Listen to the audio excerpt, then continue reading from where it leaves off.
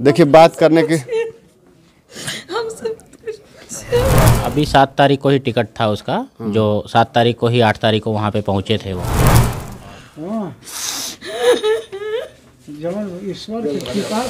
मैं दिल्ली से तुरंत ही वहाँ से तुरंत ही मैं गुवाहाटी पहुँच गया था 2 घंटे में ही। अच्छा। और उसके बाद मैं और गांव के लोग हैं, गांव के लोगों से भी कुछ बातचीत करेंगे। सर क्या नाम है? हाँ, आपका नाम? प्रकाश पांडे। आप उनके छोटे भाई हैं? सबसे छोटा। अच्छा, आपको कब जानकारी हुई सर? हमें सबको नसीब नहीं होती है। हम भी सोचते हैं कि काश हम भी देश के लिए बलिदान होते, लेकिन हमें। नमस्कार दोस्तों, मैं अंगारा लाला। अभी मैं जनपद गाजीपुर में हूं और गाजीपुर को आप लोग जानते हैं कि वीरों की धरती, शहीदों की धरती कही जाती है। आज हम सेवराई तहसील के अंतर्गत नौली ग्राम सभा में हैं। यहां के एक बीएसएफ के जवान देश के लिए बलिदान हो गए हैं।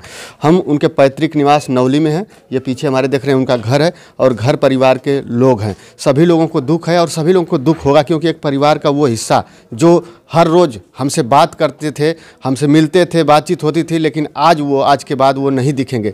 लेकिन गर्व इस बात का है कि देश के लिए बलिदान हुए। ये मौत सबको नसीब नहीं होती है। हम भी सोचते हैं कि काश हम भी देश के लिए बलिदान होते, लेकिन हमें मौका नहीं मिल पाता है। ये चुनिंदा लोगों को ही मौका मिलता है। बहुत से जवान देश के लिए सरहद पर जाते हैं, सेवा करते हैं, इसके बाद रिटायर होकर घर पर आ जाते हैं और उनका भी वही सपना होता है कि हम देश के लिए मर मिटें। लेकिन सपना सबका पूरा नहीं होता है, ये नसीब वालों की मौत मिलती है। तो मैं आज नौली ग्राम सभा में हूँ और उनके परिवार के लोग हैं। देखिए यहाँ पे हम लोग आए जब, तो पता चला कि अभी उनके पार्थिव शव शायद आज रात तक आए। तो बाकी क्या कुछ है बातचीत करते हैं। सर क्या नाम है आपका?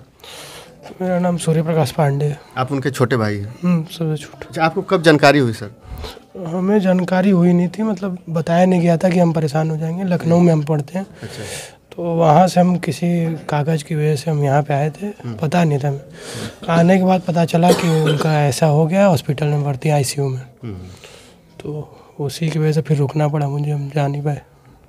देखिए वो ड्यूटी के दौरान मालूम चला है कि खंभे पे कुछ रिपेयर कर रहे थे। उनका जो भी काम था वो कर रहे थे और उसी में चोटिल हुए, गिरे और जो है देश के लिए बलिदान हो गए। और बाकी इनकी दीदी हैं और गांव के लोग हैं, गांव के लोगों से भी कुछ बातचीत करेंगे। सर क्या नाम है?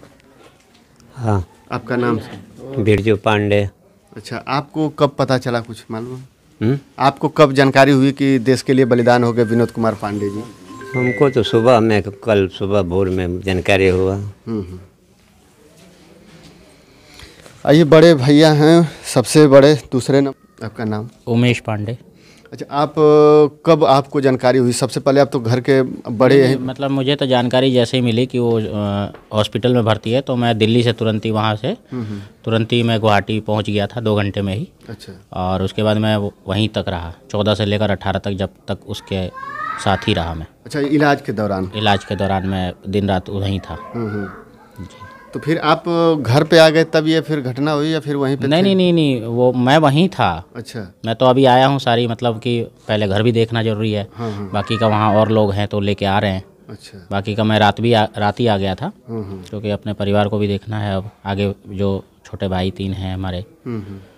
अच्छा सर, उनकी शादी हो गई थी, 2 बच्चे थे, एक लड़का एक लड़की?